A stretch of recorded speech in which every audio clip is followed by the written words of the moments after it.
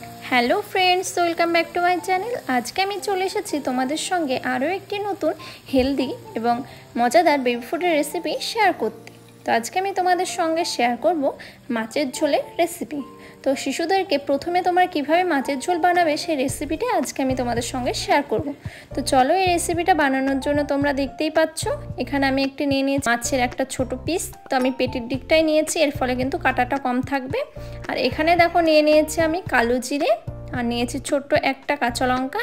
তো কাঁচা লঙ্কার পিছন দিকটা আমি অল্প পরিমাণে কেটে দিয়েছি, এর ফলে কিন্তু ঝালটা বেরোবে না এবং কাঁচা লঙ্কার একটা ফ্লেভার থাকবে। তো তোমরা দেখতেই পাচ্ছ।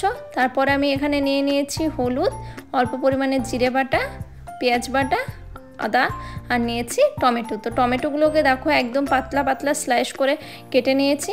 আর টমেটো কিন্তু বেবিদের স্কিন এবং চোখের পক্ষে কিন্তু খুবই ভালো। এছাড়াও কিন্তু টমেটোতে রয়েছে প্রচুর পরিমাণে ভিটামিন সি, ভিটামিন এ। তো এই দেখো আমার উপকরণগুলো রেডি হয়ে গেছে। তো এবার ওভেনে চলে এলাম। ওভেনে আমি একটি পাত্র বসিয়ে দিয়েছি। তো পাত্রটা খুব ভালোভাবে গরম হয়ে গেলে এখানে আমি দিয়ে দিলাম 1 চামচ মতো সর্ষের তেল, এবং সর্ষের তেলটা খুব ভালোভাবে গরম হয়ে গেলে আমি এখানে মাছের পিসটা দিয়ে দিচ্ছি। এবং মাছের পিসটা খুব বেশি কিন্তু ভাজার প্রয়োজন নেই। শিশুদের খাবার কিন্তু খুব বেশি ভাজলে কিন্তু পুষ্টিগুণটা কিন্তু অনেকটাই নষ্ট হয়ে যায়। তো দেখো মাছটা আমি হালকাভাবে এপিট ওপিট করে ভেজে নিচ্ছি।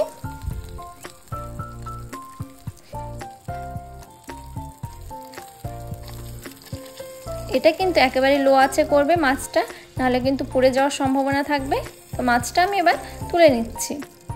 এবার ওই তেলের মধ্যে আমি এখানে দিয়ে দিচ্ছি কালো জিরে, আর দিয়ে দেব পেঁয়াজ বাটা। তো কালো জিরে আর পেঁয়াজ বাটার কিন্তু খুব সুন্দর একটা স্মেল বেরোবে।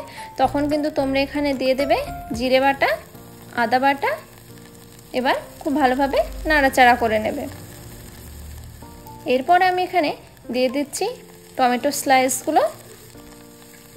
তো দেখো টমেটো স্লাইসগুলো দেওয়ার পরে কিন্তু খুব ভালোভাবে নাড়াচাড়া করে নিতে হবে। তারপর আমি এখানে দিয়ে দিলাম পরিমাণ মতো নুন আর হলুদ, আর দেখো কাঁচা লঙ্কাটা আমি দিয়ে দিয়েছি। তো দেখো এইভাবে একটু সামান্য পরিমাণে জল দিয়ে খুব ভালোভাবে মশলাটাকে নাড়াচাড়া করে নিতে হবে। এবং মশলাটা কিন্তু যতটা ভালো কষা হবে মাছের টেস্টটাও কিন্তু ততটাই সুন্দর হবে।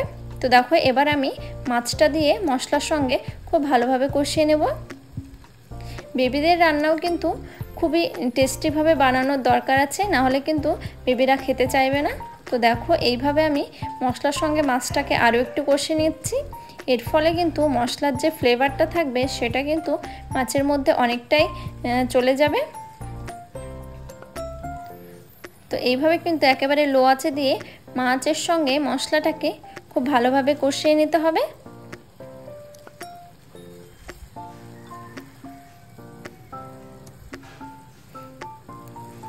তো এবার আমি এখানে দিয়ে দিচ্ছি পরিমাণ মতো জল।